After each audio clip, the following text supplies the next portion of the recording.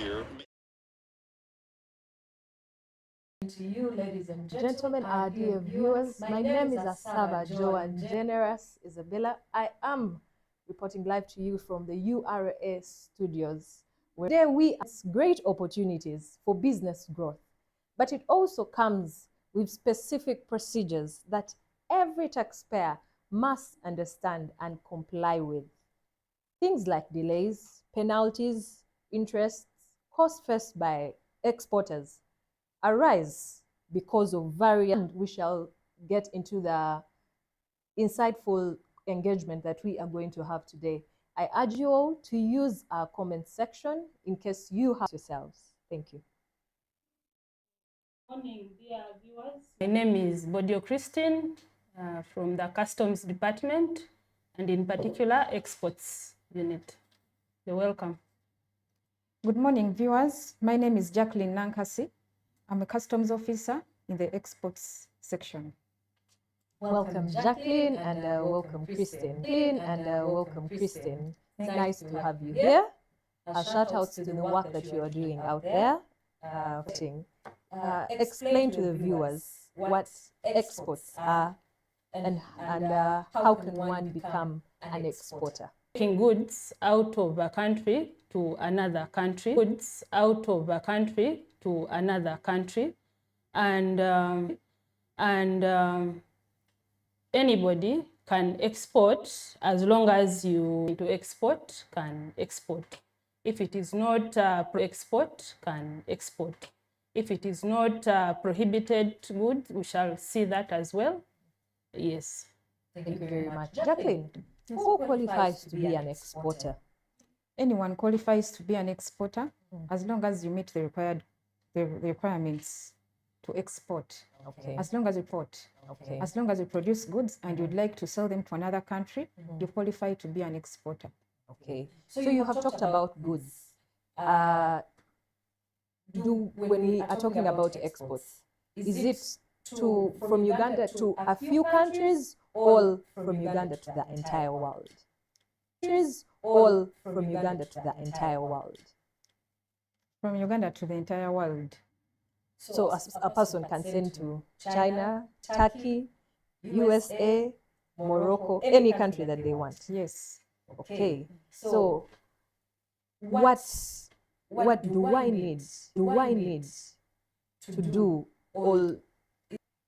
For you to become an exporter, you first of all require a tax identification number. You require a certain standard. So you have to go to UNBS for certification. Then if you export agricultural products, because most of our people... Over to you, Christine. So she has mentioned the Ministry of Agriculture. Could you speak to another person who is not mentioned? Yes? All they're making shoes. May you please speak to that customer? Okay, thank you, Joan. Apart from agriculture, Uganda exports many other things. As she has mentioned, there are those that make shoes, bags. We have industrial parks where they make several things, tiles. We have one in Kapeka that makes tiles, plastics. We do make a lot of things. So all these things have standards that govern them. So depending on the item, if it is tiles, there should be a standard from UNBS that it has to meet. So yes, they still need UNBS.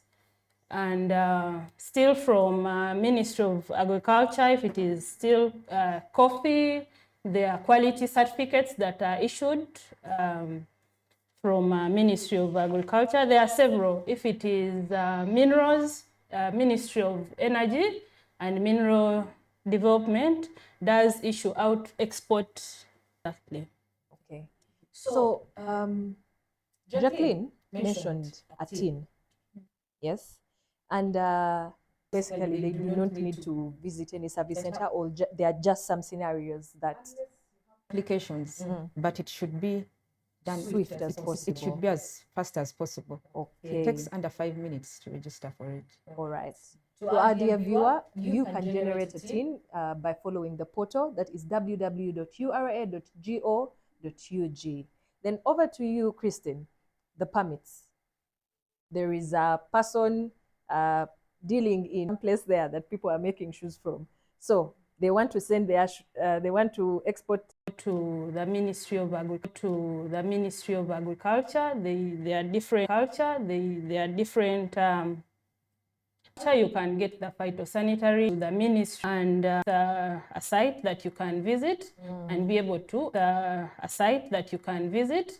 be able to fulfill the requirements that are there. Yes, okay. Basically. So I've picked something application. So I've picked something application through the electronic single window. So fee through the electronic single window. So fee, yes, or there is maybe some money that is being paid. Are there any fees that are attached to this process that you know about, whether be it on the URA side or on any other ministry side? Yes, there are some fees, but for you to access the electronic single window, it is free. You can access it and just register. But the kind of permit that you need, so yes, they will charge you. So yes, they will charge you some money to carry out that. So yes, there are some money. We don't have the exact figures, but yes, there are fees that are attached that you can find out from the Ministry of Agriculture itself. Yes. So, or whatever product that you would want to export. Let's move to Jacqueline. Jacqueline, what are those things that a taxpayer or a person who is intending to export goods, what do they have to do? What do they have to about? Do you want to throw any more? Do you want to share any more information or throw some light towards the documentation or requirements? Yes, apart from the tin and registering for, must have all the regulations in place. Yes, all those things he must know.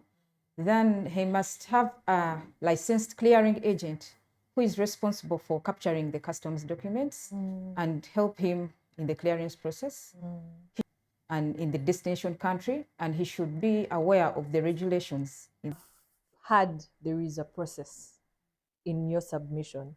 There is a process that clients, all the taxpayers have to go through. Without choosing, what do they need to do?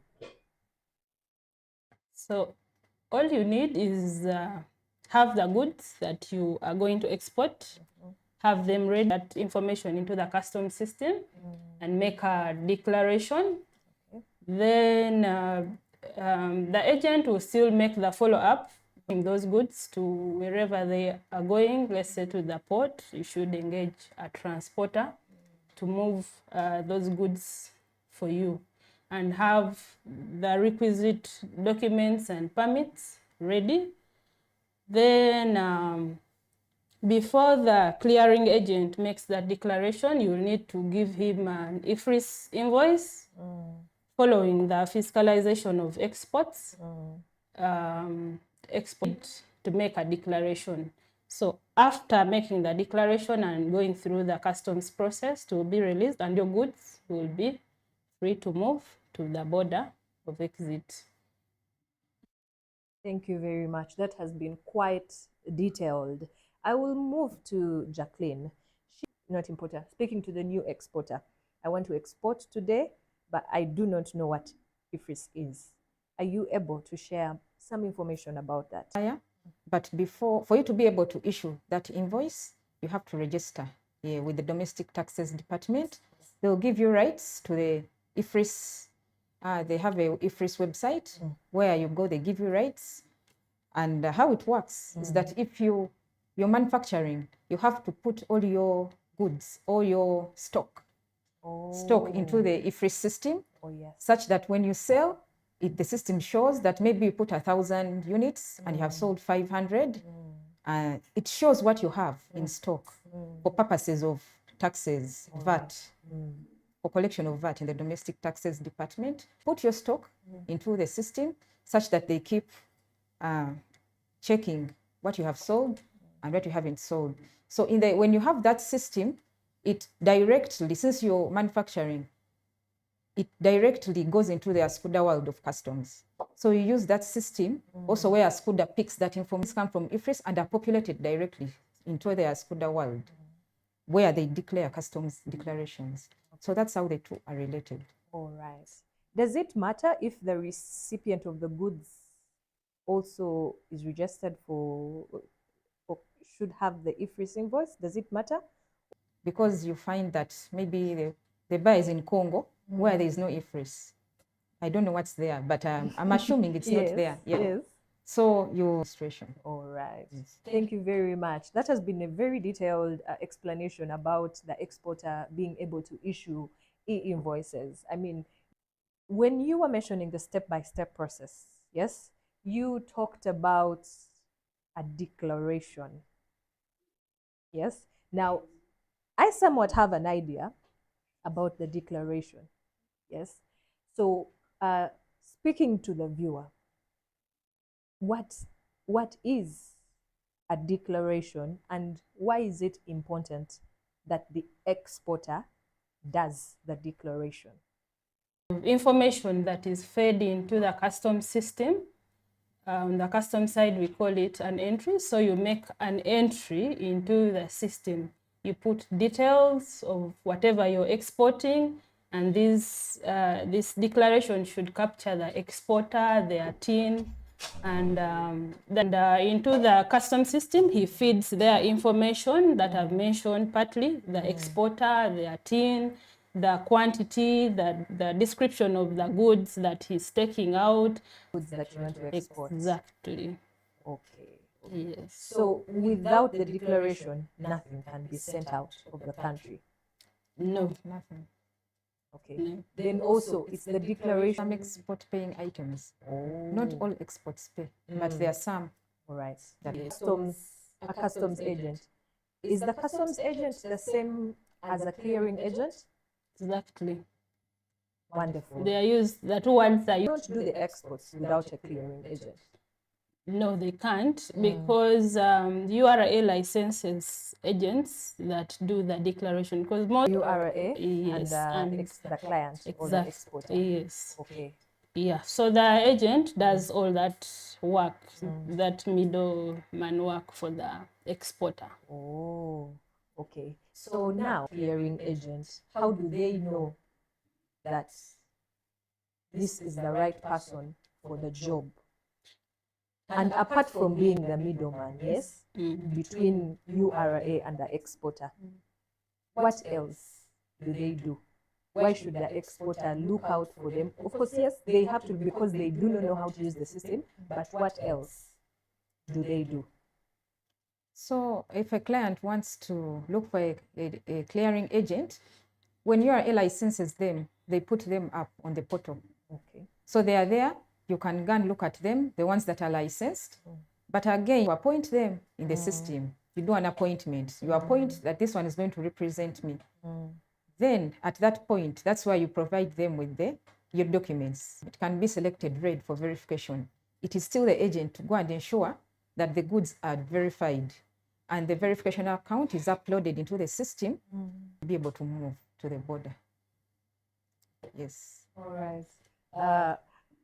Jacqueline has mentioned quite a number of acronyms in there that I'm pretty sure that the viewers are really wondering what is T1, what is DPC, but we shall come to that. But as of today, we are trying to break down the process of exports. How can I move my goods from Uganda to Kenya? When the exporter is ready to export, are they educated about the laws and regulations that are being governed in another country, such that they can be in sync, yes, with the rules of the other countries, such that they cannot get any trouble around the customs, around the market, the laws that are governing the market in the other country. How does URI? I would assume that the exporter is supposed to do research. Right. Remember, there is a buyer. The buyer has to know the regulations. So through the buyer, the exporter can know the regulations in place. For example, the buyer may require a certificate of origin to be able to benefit from the exemptions in the existing country. So it is the buyer to tell the exporter that I will require a certificate of origin. So the exporter will apply for the certificate of origin and give it to the buyer. We are able to provide those documents. Yes. Thank you very much, Jacqueline, for that submission. Over to you, Christine. Jacqueline mentioned exemptions. What she mentioned as an exemption was concerning the export, and in reverse, as an import to where it is going, it will receive an exemption or a reduction in taxes or import duty because of that certificate of origin. So that is the exemption she was meaning. But in terms of export levy, which is a tax that is levied on exports, yes, there are goods that most of them actually are not, but this export levy is basically to protect the local industries that make use of some of these products as their raw materials, and also to encourage value addition by which pays export levy at a rate of $0.8 per kilogram. Then fish pays export levy at $0.05 per kilogram. Then the small fish, that is mokene silver, $0.02 per kilogram. Then fish moles in Luganda, that is nuni, pay unprocessed minerals, pay $10 per, the value of, they pay $10 per kilogram. And then processed gold pay on wheat bran, maize bran, and cotton seed cake at $10 per metric ton. So those are some of the exports that pay export levy. The rest that have not been mentioned do not pay an export levy, and the reasons I have given why some of them are, yes, that charged export levy. Okay. So is all this information available on the website? Yes, there is information on the URA portal on exports. Anyone interested can, yes, you can find that information there.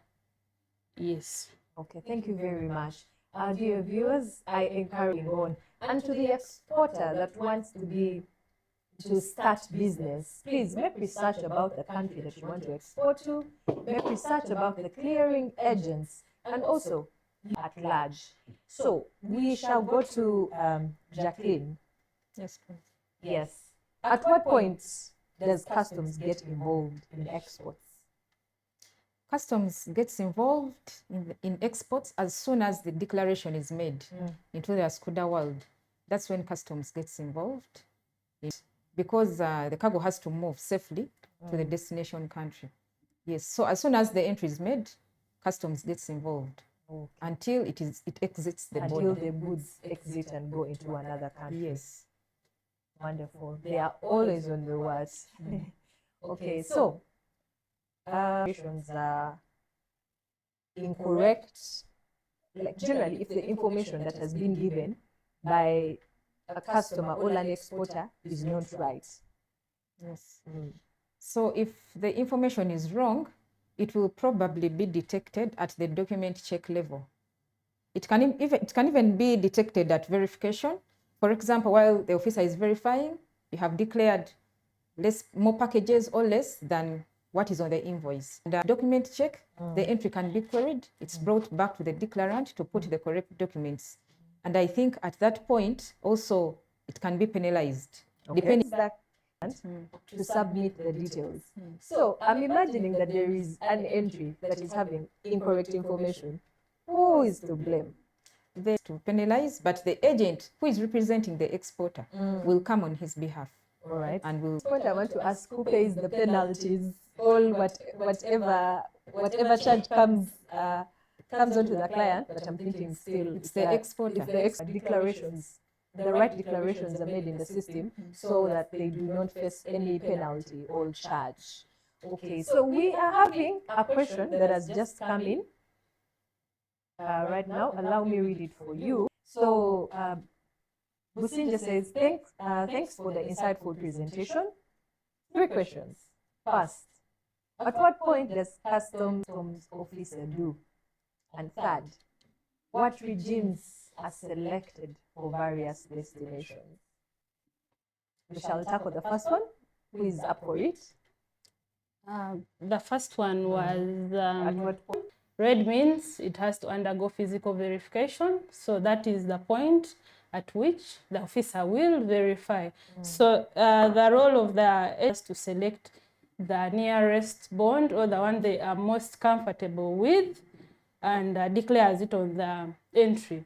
So where he has declared as location, he will take those goods there, and when the entry is selected red, it will be verified at that point. Still on the processing center, DPC, yes, so that one will be handled online. You don't need to move the goods unless they require that they want to be sure of the contents. Yes, then you'll present them for verification. Then the other lane selected could be green, which is green, go. You are good to go. You're good to go. You have no problems with your cargo. Please travel safely to Kenya. Exactly. Okay. Wonderful. All right. The second one, I think this will be for Jackie. At the border point of exit, what steps does... I'm going to use a transit document, a T1 in this case. The truck has moved from Kampala with a T1. It has reached the border. This is a bonded in the system to confirm. Then they take a picture. The officer takes a picture at the border, which picture goes to validation enforcement. The bond at validation. So when the bond is retired, the truck can exit. Okay. Yes, that is the role of the officer. So in other been exited at the border. At the border. Yes. Thank you very much. We are having quite a lot of questions coming. Could you share some light about the regimes that are selected at various destinations? Yes. If you're going to Sudan, just in case you dump it on the market, URA, and they get you, they can recover that money from your bond. So those are bonded regimes. Then for the East African community, they use a C2. This is a transfer. Because of the East African community, it is a transfer. It is not a bond. You just transfer from one country to another. So the document there is a C2. If you're exporting through the port of Mombasa or Dar es Salaam, you require an ST8, which is also a bonded export. The bond is retired when the export reaches the port.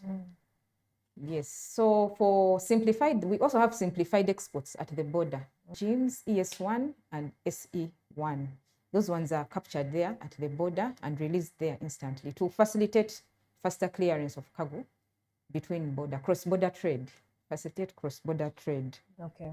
So basically those are the regimes. There is also temporary exports, EX3s and EX2, temporary, EX2 and EX3 for temporary. Okay. EX3 for exports, EX2 for temporary export. Just to be sure, EX is... It is. Okay, thank you very much.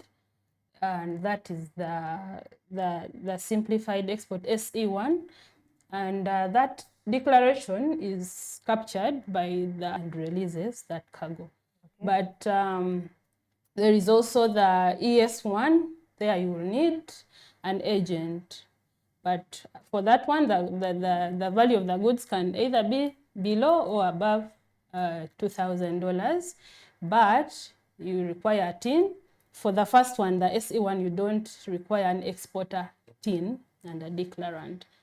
But for the second one, which is the ES1, where the value is below or above, you will require actually a declarant. You require clearing agent and a TIN to export. Okay. Yes. So anything below $2,000, you do not need a clearing agent. No. The customs officer can help you finish whatever business there is. Exactly.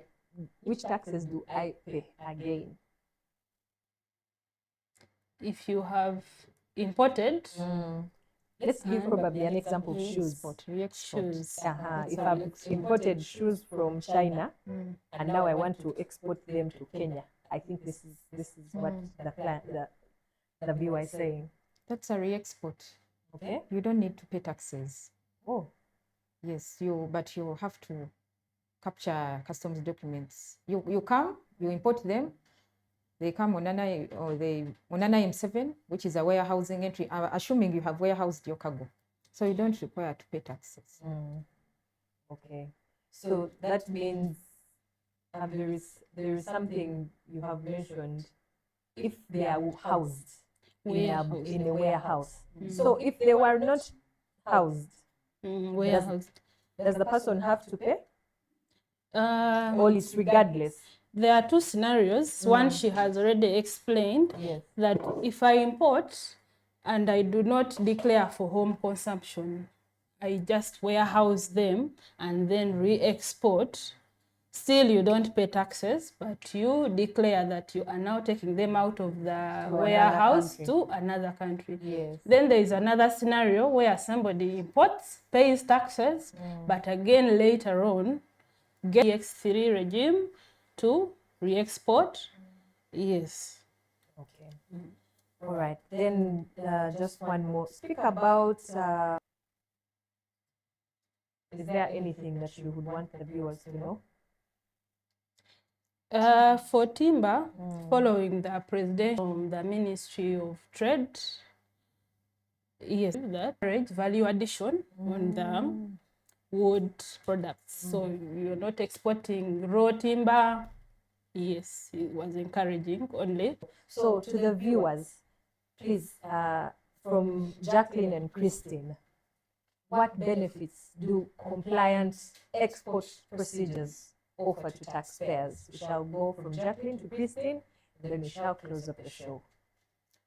So when compliant export procedures benefit the taxpayers by providing faster clearance of their cargo, which in the end facilitates an increased turnover, because the more you export, the more you make money. So when you're compliant and you have all the proper documents, your goods are going to move faster, therefore you're going to make more. Then again, it reduces inconveniences in the export process. When you're compliant, there are no inconveniences, are minimal. Everything is smooth. Yes. Okay. Yes. Christine. Okay, another benefit that the exporters would get by following these export procedures is a quick claim on refunds in form of VAT. And this export process, and you're compliant, to be easy for you to claim the VAT that was involved in the manufacture he paid on raw materials when he was importing. Yes. Right. Is there any other information that you want to share with the audience? Something you would have forgotten, probably, or something that I didn't hint on? Just to tell them that we are available for any support that you need. The export office is located at the NIP building in Nakawa, just after enforcement. Those that know the place, you can even ask, they will direct you. We are available export process. You can visit us. You can as well visit the URA site for that information on export. Yes. Okay. Christine, Jacqueline, any other parting shots? Or that's it for the audience? Well, we thank them for listening to us. Yes. And we encourage them to engage in exports, because exports are important for the development of our economy. we need to register more exports as compared to imports. Imports. So we encourage them to come forward and we help them solve their problems such that we can register an increased number of exports. Okay, the imports. And to our dear viewers, thank you very much for tuning in. Thank you for the lovely questions that you have sent through. We are available on our social media platforms, 2 p.m.